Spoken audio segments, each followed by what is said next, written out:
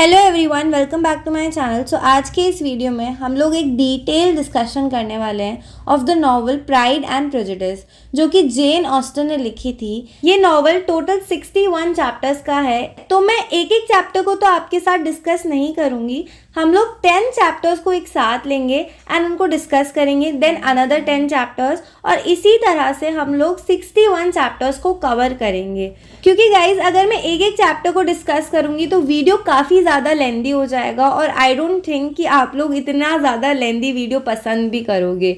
Okay guys, ये video हल्का सा लंबा हो सकता है, लेकिन आई प्रॉमिस यू गाइज कि it will be worth it. और अपकमिंग वीडियोस में हम इम्पॉर्टेंट एग्जाम क्वेश्चंस भी डिस्कस करेंगे, जो आपके एग्जाम पर्सपेक्टिव से काफ़ी हेल्पफुल होंगे। सो मेक श्योर वो वीडियोस भी आप देखो। सो नॉवल को स्टार्ट करने से पहले हम लोग राइटर के बारे में जान लेते हैं। जेन ऑस्टन ने ये नॉवल लिखी थी। जेन ऑस्टन एक फेमस नॉवेलिस्ट थी जो 16 दिसंबर 1775 को हैम्पशायर इंग्लैंड में पैदा हुई थी। उनका परिवार बहुत एजुकेटेड था और उन्हें पढ़ने का बहुत शौक था। उन्होंने अपनी लाइफ में सिर्फ 6 मेजर नॉवेल्स लिखी, लेकिन हर एक क्लासिक मास्टरपीस बन गई। उनके नॉवेल्स रोमांस, सोशल इश्यूज और वुमेन के इमोशंस को बहुत ब्यूटीफुली दिखाते हैं। प्राइड एंड प्रेजुडिस 1813 में पब्लिश हुआ था, लेकिन इसका पहला ड्राफ्ट 1796 में लिखा गया था। ये जेन ऑस्टन के सबसे फेमस और अर्ली नॉवेल्स में से एक है। जेन ऑस्टन की कुछ फेमस नॉवेल्स थी, जैसे कि sense and sensibility, pride and prejudice, Mansfield park, persuasion. Jane Austen का राइटिंग स्टाइल बहुत शार्प और विटी था। उनकी कहानियाँ 18th और 19th सेंचुरी की सोसाइटी को मिरर की तरह रिफ्लेक्ट करती है, स्पेशली वुमेन की लाइफ, शादियाँ और सोशल स्टेटस। 18 जुलाई 1817 को सिर्फ 41 ईयर्स की उम्र में उनका देहांत हो गया, लेकिन उनकी कहानियाँ आज भी पढ़ी जाती है और उनके कैरेक्टर्स आइकॉनिक बन चुके हैं। काफ़ी सारे कॉलेजेस में ये वाला नॉवल जो है पढ़ाया जाता है। सो अब हम नॉवल को स्टार्ट करते हैं। नॉवल स्टार्ट होता है एक बहुत ही इंपॉर्टेंट लाइन से। It is the truth universally acknowledged that a single man in possession of a good Fortune must be in want of a wife.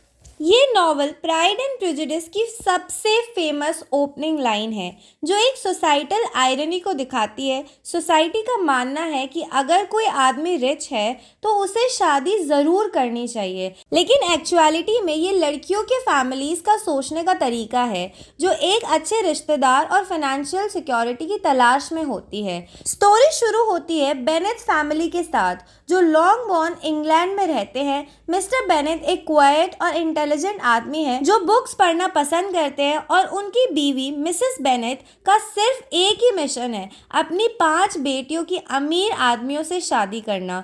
Bennett की 5 डॉटर्स है।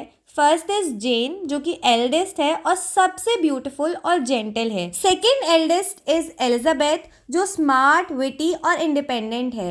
देन मैरी, बोरिंग और सिर्फ books में interested है। Then kitty, थोड़ी childish और Lydia के influence में है।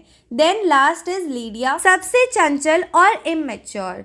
मिसेस बेनेट को टेंशन है कि उनकी बेटियों का फ्यूचर सिक्योर कैसे होगा, क्योंकि उनके घर की प्रॉपर्टी एक मेल रिलेटिव को मिलेगी और बेटियों के पास कोई फाइनेंशियल बैकअप नहीं होगा अगर उनकी शादी अच्छे घर में ना हो। एक दिन न्यूज़ आती है कि नीदरफील्ड पार्क नाम की जगह एक रिच आदमी ने रेंट पर ली है, मिस्टर बिंगले।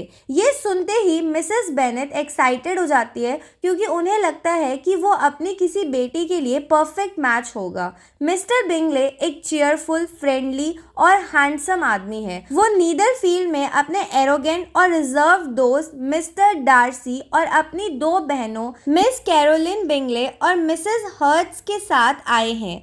नीदरफील्ड के नए लोगों के वेलकम के लिए एक बॉल पार्टी रखी जाती है मेरिटन नाम की जगह पर। वहाँ सब एक्साइटेड होते हैं मिस्टर बिंगले और मिस्टर डार्सी को देखने के लिए।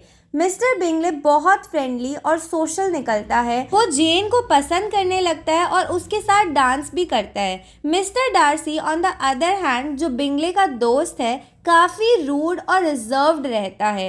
ये एकदम ही बिंगले के नेचर से ऑपोजिट है। जब उसे एलिजाबेथ के साथ डांस करने को कहा जाता है तो वो कह देता है कि she is not handsome enough to tempt me.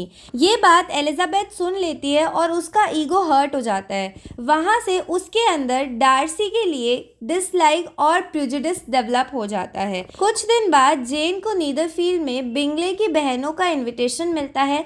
Mrs Bennett चाहती है कि जेन वहाँ रात भर रुक जाए ताकि बिंगले और उसके बीच बॉन्ड डेवलप हो, इसीलिए उसे घोड़े पर भेज देती है और जैसे सोचा था बारिश की वजह से जेन बीमार हो जाती है। एलिजाबेथ जो अपनी बहन से बहुत प्यार करती है तुरंत नीदरफील्ड जाती है उसका ख्याल रखने। वहाँ पहले तो मिस बिंगले एलिजाबेथ को देखकर जेलस होती हैं, लेकिन मिस्टर डार्सी एलिजाबेथ की इंटेलिजेंस और कॉन्फिडेंस से इम्प्रेस होने लगता है। एलिजाबेथ को ये नोटिस नहीं होता पर डार्सी का अट्रैक्शन ग्रेजुअली बढ़ने लगता है। जब एलिजाबेथ मेरिटन में एक नए सोल्जर मिस्टर विकम से मिलती है तो उसे वो बहुत चार्मिंग और हैंडसम लगता है।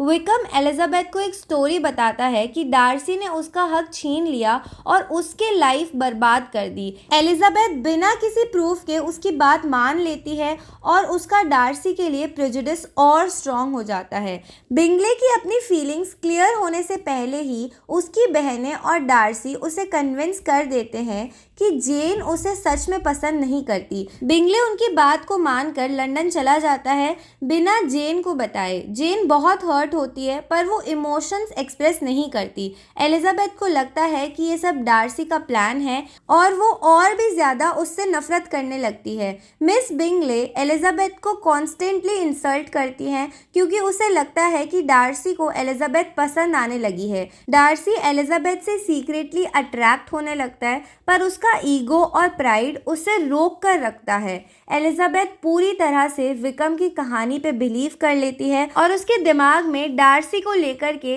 विलन वाला इमेज बन जाता है। एलिजाबेथ और डार्सी के बीच मिसअंडरस्टैंडिंग्स और बढ़ने लगती हैं जो नॉवल का मेन कॉन्फ्लिक्ट है। यहाँ तक नॉवल का सेंट्रल थीम डेवलप हो जाता है जैसे कि एलिजाबेथ का प्रेजुडिस, वो बिना सोचे समझे डार्सी को गलत समझ रही है।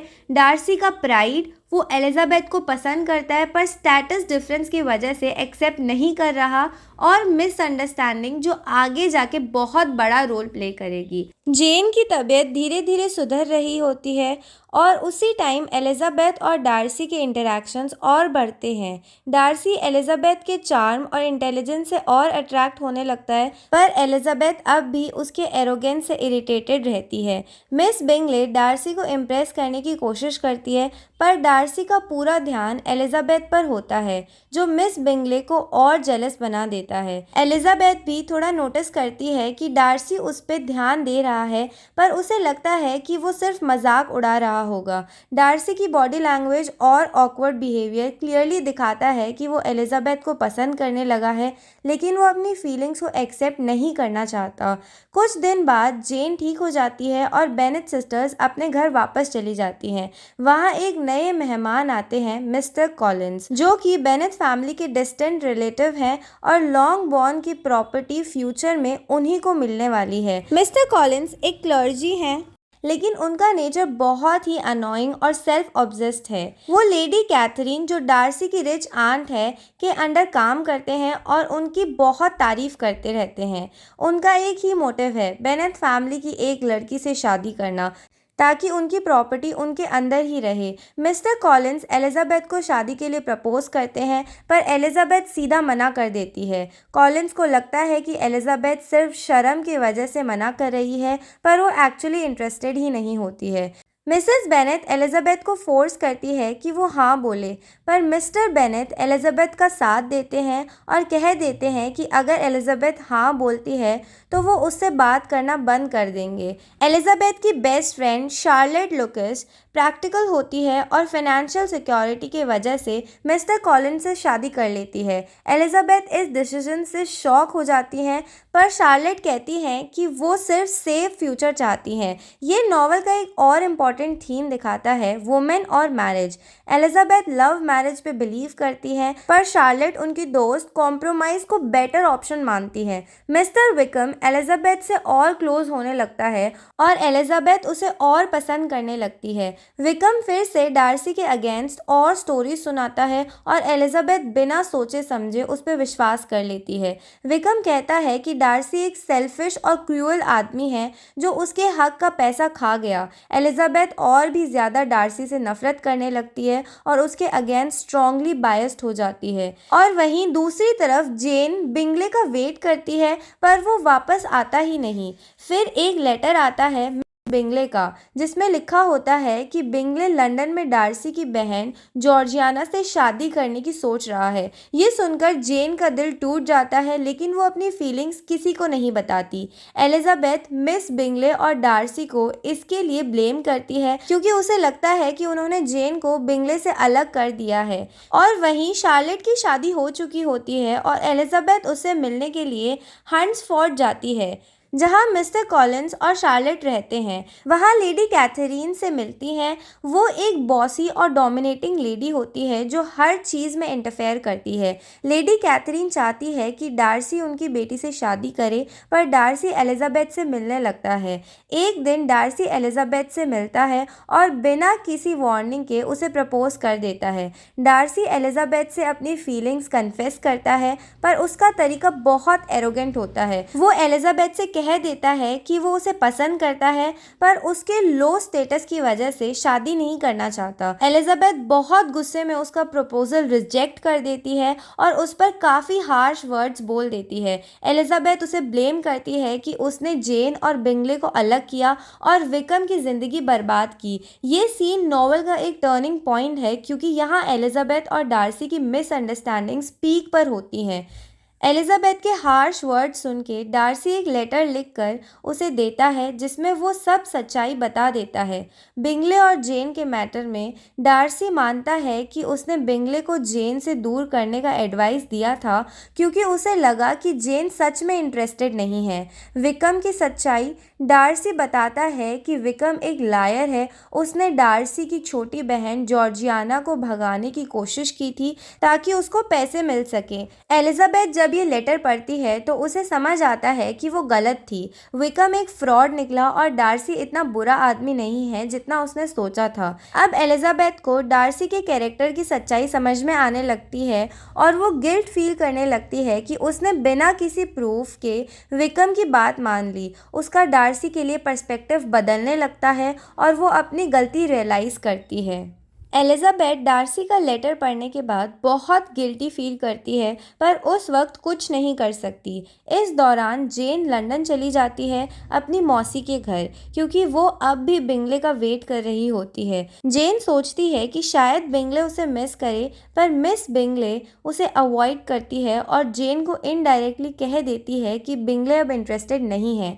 एलिजाबेथ को पता लगता है कि बिंगले को डार्सी और उसकी बहन ने मैनिपुलेट किया और अब जेन का दिल टूट चुका है। एलिजाबेथ अब विकम की सच्चाई जानने के बाद उससे दूर रहने लगती है, पर उसके आसपास के लोग अब भी विकम की बातों में आए होते हैं, क्योंकि वो चार्मिंग और अच्छा बोलने वाला है। एलिजाबेथ विकम को एक्सपोज नहीं करती, क्योंकि वो डार्सी के लेटर की पर्सनल बात सबके सामने नहीं लाना चाहती, लेकिन वो अपनी आंखों से सबको देखने देती है कि विकम सिर्फ एक अपॉर्चुनिस्ट है। एलिजाबेथ अपनी मौसी और मौसा जी मिस्टर और मिसेस गार्डनियर के साथ एक ट्रिप पर जाने का प्लान करती है।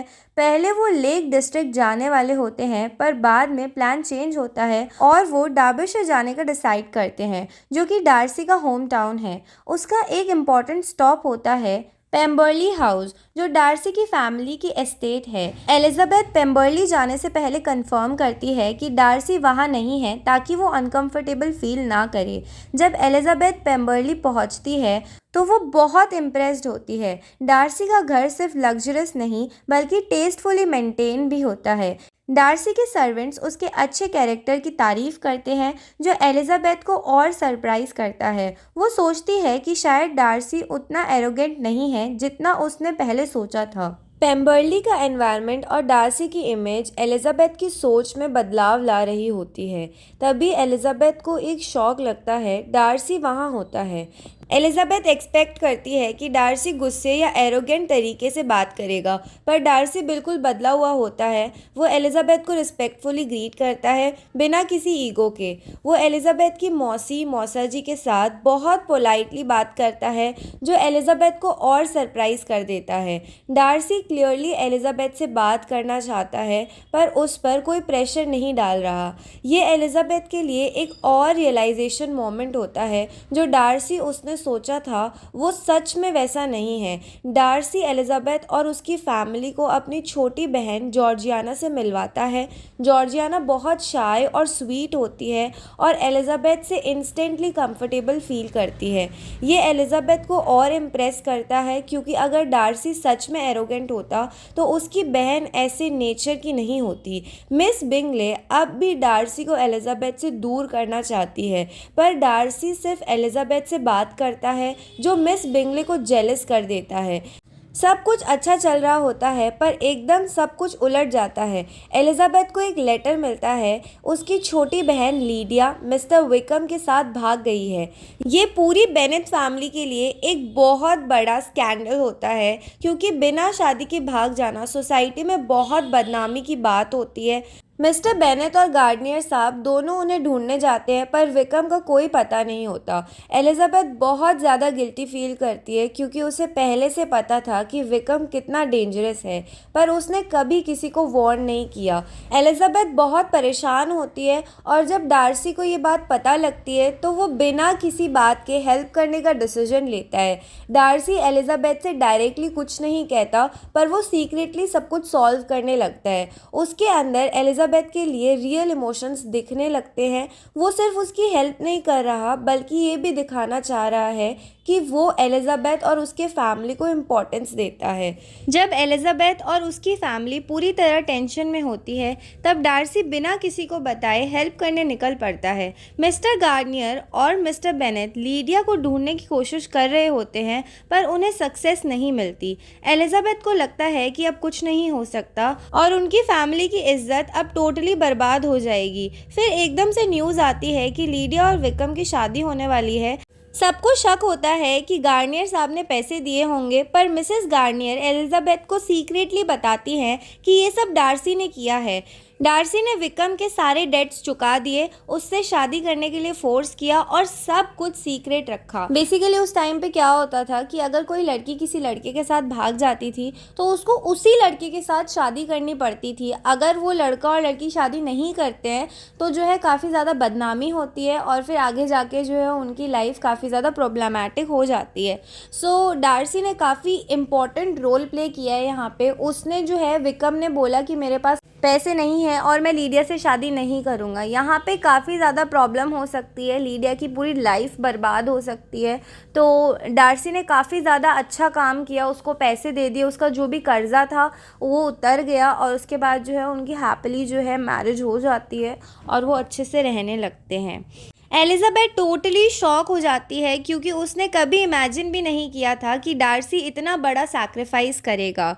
लीडिया शादी के बाद घर वापस आती है, पर उनको अपनी गलती का बिल्कुल भी रिग्रेट नहीं होता। वो विक्रम की वाइफ होने पर खुश है, बिना ये सोचे कि अगर डार्सी ना होता तो उसकी लाइफ कितनी स्पॉइल हो जाती। एलिजाबेथ उसे डार्सी के सच के बारे में चुप रहने के लिए कहती है, पर लीडिया कैजुअली बोल देती है कि डार्सी भी वहाँ था। एलिजाबेथ को अब श्योर हो जाता है कि डार्सी उससे प्यार करता है, वरना वो इतना बड़ा स्टेप नहीं उठाता। थोड़ी देर बाद मिस्टर बिंगले वापस नीदरफील्ड आता है और सबको लगता है कि अब जेन और बिंगले की स्टोरी दोबारा शुरू होगी। मिसेस बेनेट बहुत ज़्यादा एक्साइटेड होती हैं, पर जेन अब कॉशियस है। उसे डर है कि कहीं फिर से बिंगले इग्नोर ना कर दे। बिंगले भी हेजिटेट करता है, क्योंकि उसे डार्सी ने पहले जेन से दूर रहने को कहा था, पर डार्सी अब उन्हें सपोर्ट कर करता है वो बिंगले को इनडायरेक्टली हिंट देता है कि जेन अब भी उससे प्यार करती है और फाइनली बिंगले प्रपोज कर देता है। जेन बहुत खुश होती है और सब लोग सेलिब्रेट करते हैं। अब एलिजाबेथ और डार्सी के बीच सब कुछ चेंज हो चुका है। एलिजाबेथ पहले जैसे डार्सी को डिसलाइक नहीं करती बल्कि उसकी रिस्पेक्ट करने लगी है। जब डार्सी वापस एलिजाबेथ से मिलता है तो वो टोटली शाय और नर्वस होता है, जो पहले वाले डार्सी से बिल्कुल डिफरेंट है। फिर फाइनली डार्सी दोबारा प्रपोज करता है पर इस बार एलिजाबेथ एक्सेप्ट कर लेती है। वो उसकी ऑनेस्टी और सैक्रिफाइस को समझ चुकी होती है। एलिजाबेथ भी रियलाइज़ करती है कि उसके लिए डार्सी परफेक्ट है। डार्सी खुश होता है क्योंकि इस बार एलिजाबेथ उससे सिर्फ इज्जत से नहीं बल्कि सच में प्यार करती है। लीडिया की शादी के बाद भी बेनेट फैमिली टेंशन फ्री नहीं होती। विकम इररिस्पॉन्सिबल होता है, उससे पैसे की ज़रूरत होती है और वो हमेशा किसी न किसी से फाइनेंशियल हेल्प मांगता रहता है। एलिजाबेथ का ओपिनियन विकम के लिए बिल्कुल बदल चुका है क्योंकि अब उसे पता चल गया है कि वो डार्सी को बदनाम कर रहा था। मिसेस बेनेट खुश होती है कि एक बेटी की शादी हो गई पर उसे समझ ही नहीं आता कि विकम कितना बेकार आदमी है। एक दिन लेडी कैथरीन एलिजाबेथ के घर डायरेक्टली आती है और उससे बहुत इंसल्टिंग वे में बात करती है। लेडी कैथरीन एलिजाबेथ से डिमांड करती है कि वो डार्सी से शादी ना करे। एलिजाबेथ उसे रिफ्यूज़ कर देती है और उसे क्लियरली बोल देती है कि वो अपनी मर्जी से डिसीजंस लेगी। लेडी कैथरीन बहुत गुस्से में वापस चली जाती है पर एलिजाबेथ के वर्ड्स इनडायरेक्टली डार्सी तक पहुंच जाते हैं। लेडी कैथरीन के रूड बिहेवियर के बाद एलिजाबेथ को रियलाइज़ होता है कि वो डार्सी से सच में प्यार करती है। डार्सी दोबारा एलिजाबेथ के पास आता है पर अब वो बिल्कुल पोलाइट और सॉफ्ट है।